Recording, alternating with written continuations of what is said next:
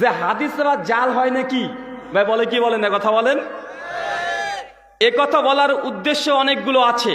আসলে হাদিসের শত্রু মুসলমানদের মধ্যে যেমন কিছু মানুষ আছে যারা হাদিসের শত্রু, এবং ইহুদি এবং খ্রিস্টান তাদের মধ্যেও কিছু হাদিসের শত্রু আছে।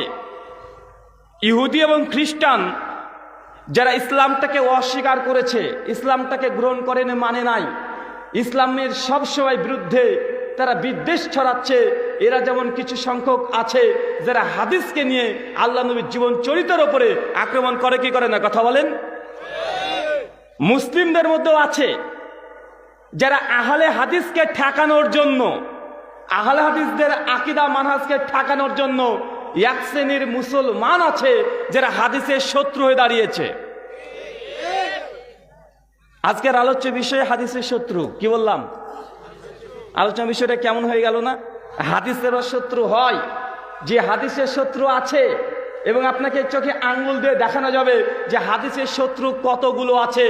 মনে রাখবেন, আমাদের গোটা মুসলিম উম্মার মধ্যে বর্তমান প্রেক্ষাপটে আমরা যেগুলো দেখছি, এক শ্রেণীর মানুষ আছে যাদের নিকটে হাদিস সহিহ জয়ীফ কিছু নেই, যারা মনে করে হাদিসের গ্রন্থে আসলেই সে হাদিস থেকে দলিল নেওয়া যায়, সে হাদিসের উপরে আমল করা যায়, সে হাদিস থেকে আকীদা পোষণ করা যায়।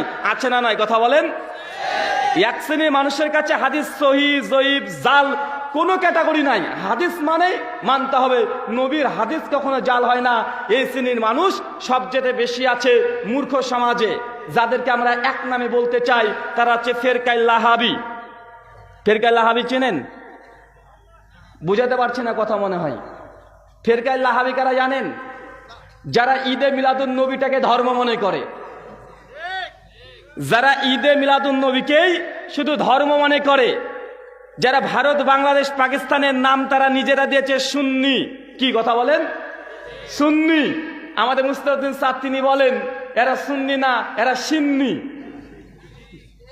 আর আমি তাদের নাম অনেক আগে দিয়েছি ফেরকায়ে লাহাবি, কারণ এদের মূল ধর্মটা, তারা ইসলামটাকে মেনে নিয়েছে মাত্র 4টে জিনিসে।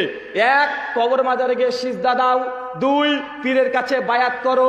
3, নবীজি হাজির নাজির ইলমে গায়েব, এই বিষয়গুলো। আর 4 নাম্বার আছে শুধু মিলাদ পাঠ করো।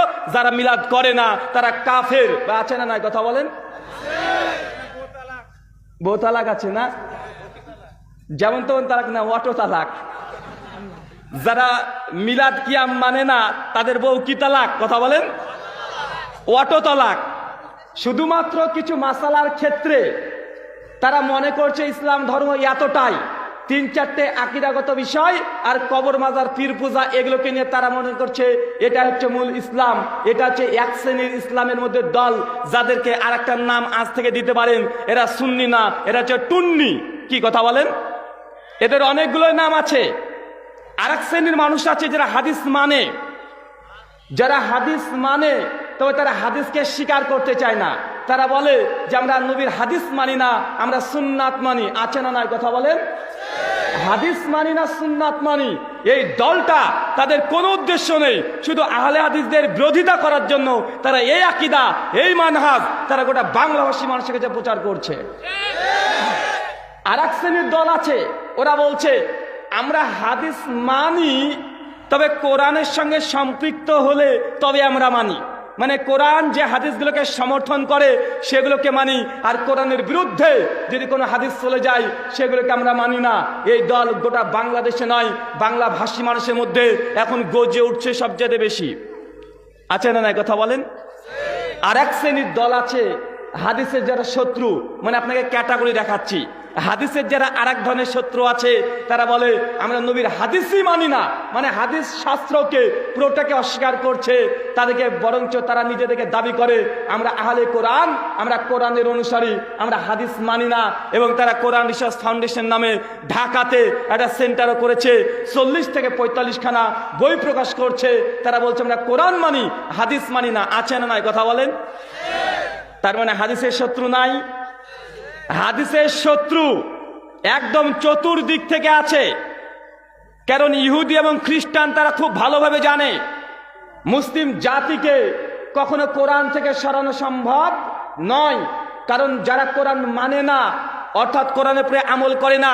কিন্তু কোনো মুসলমান যে কখনো নামাজ পড়ে না, রোজা করে না, হজ নাই, জাকাত নাই, আমল নাই, ইবাদত নাই, তার সামনে যদি কোরআনের বিরুদ্ধে একটা কথা বলেন, তার রক্তটা একদম মাথা পর্যন্ত রক্ত উঠে পড়ে, কি বলে না, কথা বলেন। তাই ইহুদি খ্রিস্টানরা খুব ভালোভাবে লক্ষ্য করেছে, মুসলমানকে কোরআন থেকে দূরে সরানো যাবে না, কোরআনের প্রতি আমল করবে না ঠিক, কিন্তু কোরআনের বিরুদ্ধে বিরূপ মন্তব্য করলে মুসলমান মেনে নিতে পারে না। কিন্তু ইসলামকে ধ্বংস কিভাবে করবে? ইসলামকে ধ্বংস করার জন্য আর একটা জিনিস আছে, সেটা নবী মুহাম্মদ রাসূলুল্লাহ সাল্লাল্লাহু আলাইহি ওয়াসাল্লাম তার আদর্শকে যদি দুনিয়া থেকে মিটিয়ে দেওয়া যায়, তাহলে তারা অটোমেটিকই মুসলিমদের মধ্যে একটা দল তৈরি করবে, আর ইসলামের 50% নয় 90% ধ্বংস করতে তারা খুব তাড়াতাড়ি সফল হবে। এই জন্য মানুষের সামনে প্রচার করছে হাদিস মানা যাবে না, মানতে হবে সুন্নাত।